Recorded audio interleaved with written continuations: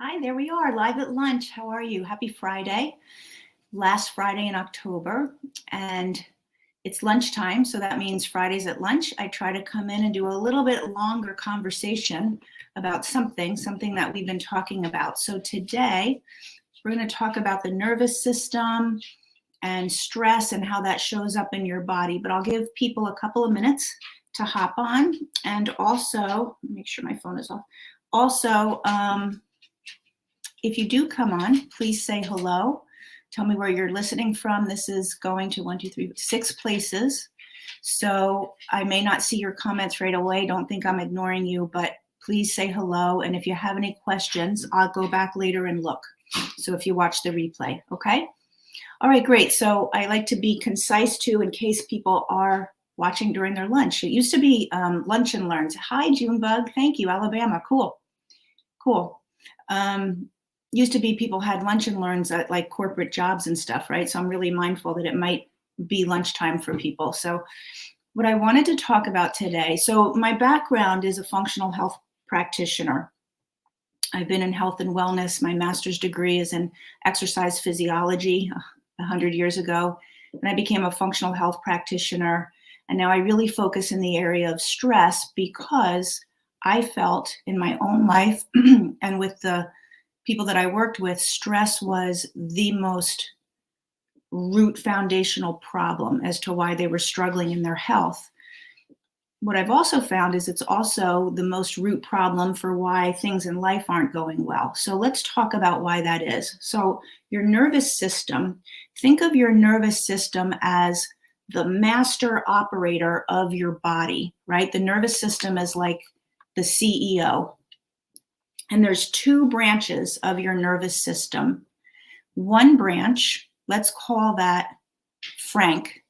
Frank runs one branch of your nervous system, right? If this is a company, Frank runs one branch, and Frank's job is to keep all of the departments of the company going when things are good. So when business is good, nobody's stressed out, things are really calm, and everybody's just in the flow of life. Frank's in charge. And when Frank is in charge, he tells all the systems of the body, all the departments in the company, we're good. Go ahead and do your thing. That means the digestive system can go ahead and break down food and absorb nutrients and generate good bacteria. That means the endocrine system, the hormones, they can stay balanced so people can get pregnant or as they go through life, go through those changes in a way that feels good without a ton of symptoms, right? Like the sweats and inflammation and all of that. Frank also tells the immune system, we're good. Go ahead and scour the company, look everywhere in the building for cells that shouldn't be there, cancer cells. Look everywhere in the building for viruses that are hanging out dormant, hiding in corners. Look everywhere for bacteria. Go ahead and go do that. Go find it and make sure you handle it and take care of it. So that's Frank. Hi, Jackie. Oh, hi, Jackie. I love when I see old names that not that you're old, Jackie, but that I recognize for a long time. It's nice. Thank you. So when Frank's in charge, that one branch of the nervous system is operating all of the body. Oh, and also it's operating the way your brain is functioning. So the brain is also in kind of like relax mode. It's going, okay, there's no problems here to solve. So I can be creative. I can notice how beautiful things are.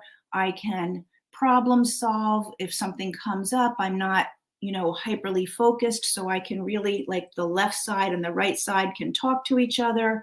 And the brain can really be orderly and communicate well. That's how it affects relationships. Communication isn't great. Problem solving isn't great. Being creative and thinking of things isn't great. But when Frank's in charge, the brain's doing a great job being organized and working as a team along with the rest of the body. So that's one branch of the nervous system under Frank's rule.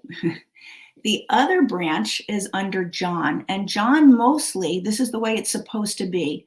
John is supposed to just sit in his office and wait and not really do anything until there's a real major problem, like there's a fire in the basement or floodwaters are coming, something that's really life-threatening and really is going to require all the resources of the company.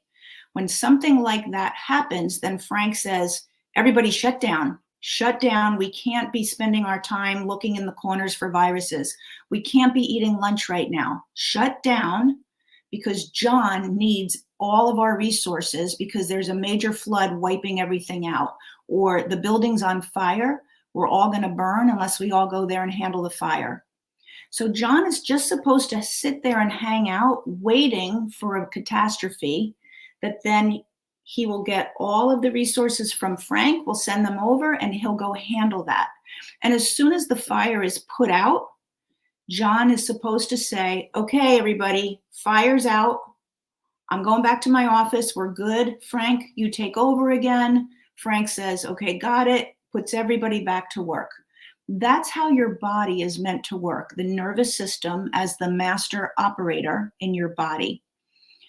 When John takes over control and there's no fire, there's no flood, there's just some annoying emails, there's bad traffic that made you late to get to work, there's financial issues that you're fighting with your partner about.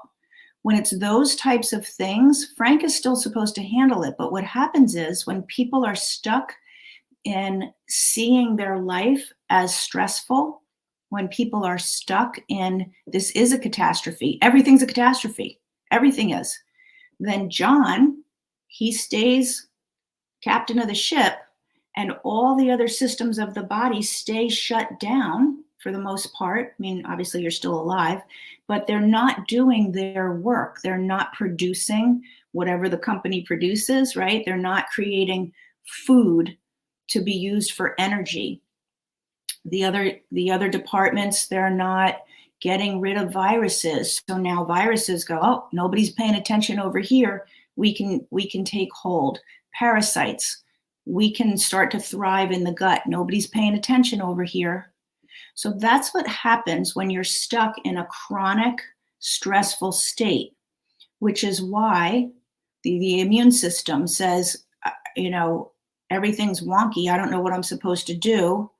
So the immune system gets thrown off. Now autoimmune conditions start to accumulate. And did you ever notice that people can have more than one autoimmune condition? That's not just like you drew the bad straw at birth. It's not. It's, hey, Deanne, thank you. Hello. When you get more than one autoimmune condition, it's because the immune system is staying wonky. It's staying triggered in an inappropriate position. John is staying at the wheel and the immune system is like, I can't do this. So when you notice those things in your body, also your metabolism, when you can't release weight, even though you've been changing your diet and your calories and all of that, but that's how the nervous system works. So sometimes the body forgets how to let John go back to sitting around and give the reins to Frank. Sometimes the body forgets how to do that. The nervous system has been so turned on, prepared for a catastrophe at every moment, it doesn't know how to rest.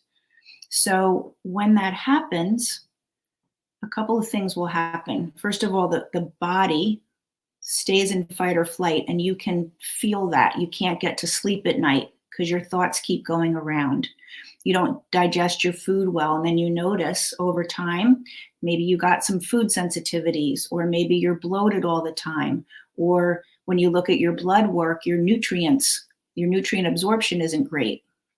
So you'll see things like that. You'll also notice in your relationships, an issue comes up and right away you're yelling at each other instead of trying to figure it out, or you're shut down and withdrawn, right? Fight or flight. That's the flight part. So there's an issue, but you stop talking to each other or you withdraw. And it's all the result of that nervous system giving the reins to John all the time. And that's not the way the company is built. That's not the way the resources are meant to be distributed. So what you need to do is a couple of things. Number one, you need to teach your body how to give the reins back to Frank. Frank is over here. How to give the reins back to Frank. How to calm down so you can go to sleep at night. And there's very specific things you need to do. Working on your circadian rhythm, changing some habits for your body to be able to get the message it's okay and it's safe to go to sleep. Go ahead into a deep, restful sleep. Another thing you need to do is to stop seeing everything as a catastrophe so that you keep sending, this hand is John. I'm looking at myself on the screen. This hand is John. So that you keep putting John in charge and keep triggering that fight or flight when it's really not. Your life is not threatened. Sometimes in our life, it is threatened.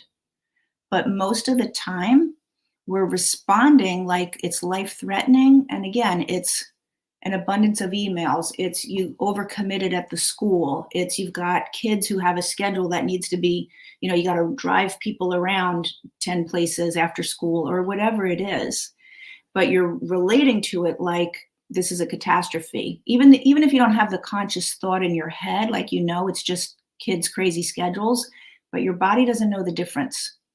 You tell yourself something like, oh my God, we're not going to make it. Oh my God, this is too much. Oh my God, they're going to think I'm a bad mom if I don't get them there, if we don't do all these things. So you have these subconscious thoughts that tell your body this is a major problem, right? So you need to teach your nervous system how to calm down again. You need to look at your thoughts about what's happening and learn how to really shift out of everything as a problem to really what is the problem that requires John to be in control. Otherwise, if it's not that kind of problem, it's all in Frank's control. And then the body is built so amazingly well that you can reverse and heal unbelievable things with the right tools to be able to do that. Okay, so let me see what else I wanted to share with you. So teaching your nervous system how to calm down, changing how you're thinking. We call that rewiring because a lot of times we just get stuck in the same loop. You've created a loop that everything is overwhelming and then you go automatically there. It's normal. That's what people do. You have these neural pathways that are already firing together. So as soon as one gets started, they're off to the races. You got to retrain, rewire different neural pathways so that you can think about things differently. And then the other piece that I think people don't really recognize as important, in my experience, it is, and I include it with the work that I do, is the spiritual piece. And that's the spiritual piece of what's the stress that you're bringing with you that maybe happened 40 years ago? What's the stress that you carry in your body because your parents went through a divorce when you were 9 years old? Or the stress that's in your body because one of your parents was an alcoholic? Or something happened to you in middle school? Something happened in middle school. It doesn't even have to be terrible, but it felt pretty terrible when you were in middle school, and now you still carry that. So that's like a spiritual component because that's your subconscious remembering those things. And that will keep John in charge. Even if you recognize right now today, there's no issues that require John's expertise, but John is still in charge because of what happened to you in middle school. I'm not kidding. Like it maybe sounds crazy, or maybe it doesn't. But if you're operating like, yeah, I'm over that. Yeah, I forgave my mother. Just look at your body, look at your life. And even though up here you forgave your mother or whatever happened, your body's still holding it. Those extra pounds that aren't going away, that's why. That's a reflection of the misfunction of your nervous system and the stress that you've been carrying. Okay? So there you go, 15 minutes, a 15-minute little lesson on the nervous system. I hope that that example was an easy way for you to understand it. I feel like that, to me anyway, I always share stuff in a way that I like learned it myself. So to me that, is easy to get in a way that memorizing the nervous system is much harder, right? The anatomy and physiology of it. This is how it works. This is what's happening, okay? So I hope you can get that. Please leave me a question if you have any, or any comments. And listen, if you know that that's a problem for you and you don't know what to do about it, it's what I do. It's what I do with my clients. So if you feel like you want to have a conversation about that, you can absolutely put a comment here. I'll reach out to you privately. If you just want to know, how can I really turn all of that around? Because it impacts your health. Your health accumulates more and more and more issues. It impacts your weight. It impacts your relationships. It impacts your sleep. It's really your whole life and the quality of your life. Okay. So that's it. Have a great weekend. Yeah, I'll see you next week. Let me know what you're doing. If you do something fun, I'd love to hear it. And yeah, we'll do something. And if there's other topics that you have some questions about, definitely put that in the comments too. All right. Have a great weekend. Thanks for listening. Bye.